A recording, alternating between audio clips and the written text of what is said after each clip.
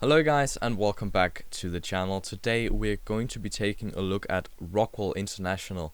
Rockwool International is a Danish stock and we are going to be using simply Wall Street, which will be linked down in the description.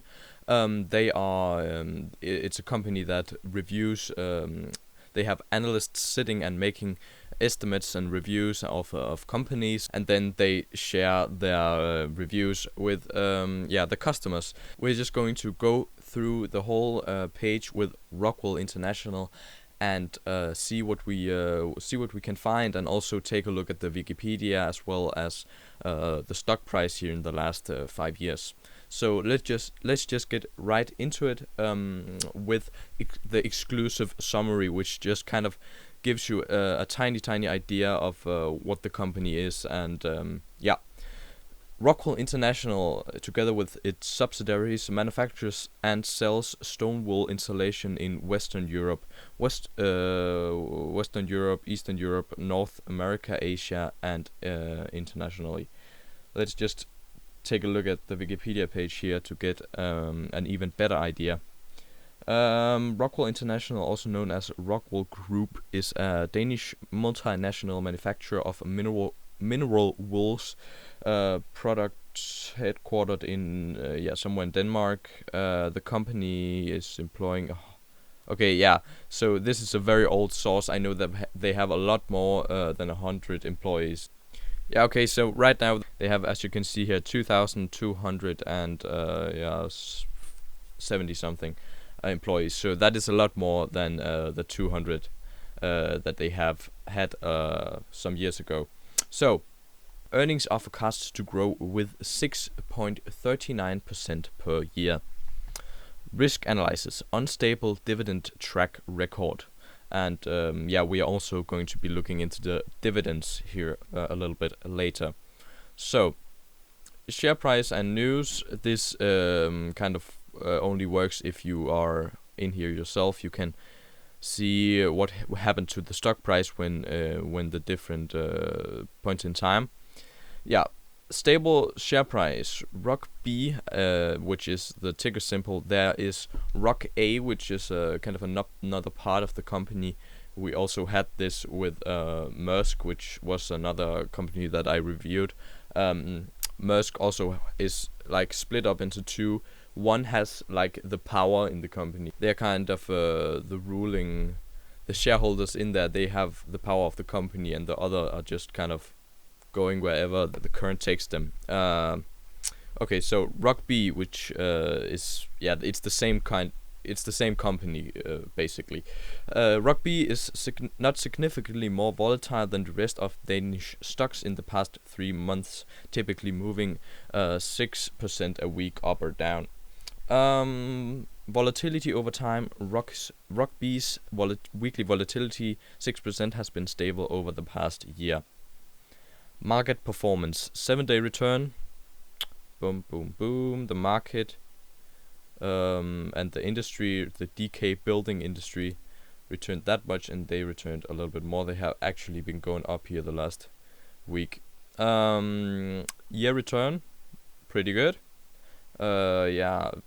Everything has been going up a lot this year, so that is not really a surprise.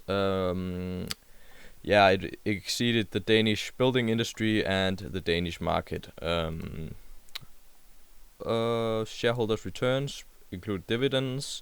Long-term price volatility versus market. How volatile is Rockwool International's share price compared to the market and industry in the last 5 years? So here's average market right there. The Danish market in the middle. The industry, which is the DK building industry. And Rockwell is much lower, so that is it's not a very volatile stock. Valuation: is Rockwool International undervalued compared to its fair value, and it's priced relative to the market? Share price versus fair value. So here you can see about right in the middle here. Fair value, they think it is 1,600 kroners, and it's currently 2,500 kroners. That means that is according to these analysts 56.3% overvalued. So below fair value, it is trading above their estimates of its fair value. Rugby is trading above of, basically the same. Price to earnings ratio, PE ratio. Rockwell is poor value based on its PE ratio compared to the XE building industry. And I don't want to go and I don't want to read all of these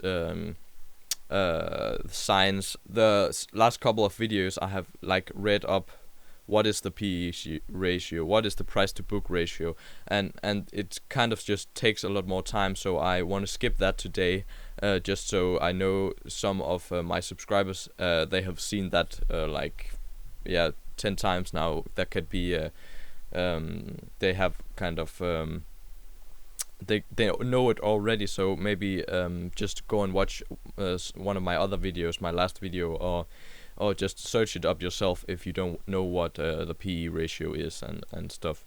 So Rugby is poor value based on its PE ratio compared to the Danish market. Price to earnings growth ratio. Rugby is poor value based on its PEG ratio. Price to book ratio. Rugby is overvalued based on its PB ratio compared to the XE building industry average. Future growth. How is Rockwool International forecast to perform in the next 1 to 3 years based on estimates from 7 analysts? Alright. 6.4% annual earnings growth. So here you can see the forecast for the revenue, and this is the earnings, the light blue. And we can take cash flow, that is right there, went down last year, but the share price went up a lot. I think maybe let's just take a look at the stock actually, because I can't really remember. Last 5 years, yeah, you can see went down by a lot, and it is actually up from the all-time low. Yeah, it's up a lot this year. So yeah, not really that interesting. Okay, analyst future growth forecasts. So these are forecast annual revenue growth. The revenue is forecast to grow in the company by 6.1%, and forecast annual earnings growth is 6.4%. Earnings versus savings rate. Rugby's forecast earnings growth is above their savings rate, and that is good, of course. Earnings versus market. Rugby's earnings are forecast to grow slower than the Danish market. Rugby's earnings are forecast to grow, but not significantly. We consider significantly above 20% annual earnings growth to be significant.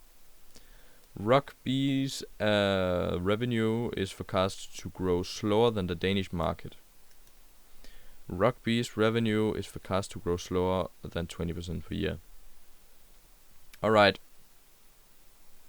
So, future return on equity. Future ROE. Rugby's return on equity is forecast to be low in 3 years' time. How has Rockwool International performed over the past 5 years? 17.1% historical annual earnings growth. Quality earnings. Rockwool has a high quality earnings. Rugby's current net profit margin are lower than last year. And earnings trend. Rugby's earnings have grown by 17.1% per year over the past 5 years. Rugby has had a negative earnings growth over the past year, so it can't be compared to its 5 years average. Rugby's return on equity is considered low. How is Rockwool International's financial position? So apparently it is very, very good. Short-term liabilities, yeah, its short-term assets exceeded its short-term liabilities, and its long-term, short-term assets exceeded its long-term liabilities. Rockbee's debt-to-equity ratio is considered satisfactory. Rockbee's debt-to-equity ratio has reduced from 12.9% to 4.8% over the past 5 years. Rockbee's debt is well covered by operating cash flow. Rockbee's interest payments on its debt are well covered by EBIT, earnings before interest and taxes. So currently they are paying 1.28% dividend yield. And notable dividend, Rockbee's dividend is higher than the bottom 25% of dividend payers in the Danish market, and it is low compared to the top 25% of dividend payers in the Danish market. Yeah. Basically, the dividend is pretty stable, and as I can see here, that it's forecast to be well covered in 3 years, and it is because it's a reasonably low payout. It's well covered by earnings. So the management team, experienced management. Rockbee's management team is seasoned and experienced. Rockbee's board of directors are considered experienced. Shareholders have not been meaningfully diluted in the past year. So that was pretty much it for this video. I hope you enjoyed it, and I'll see you in my next one. Bye.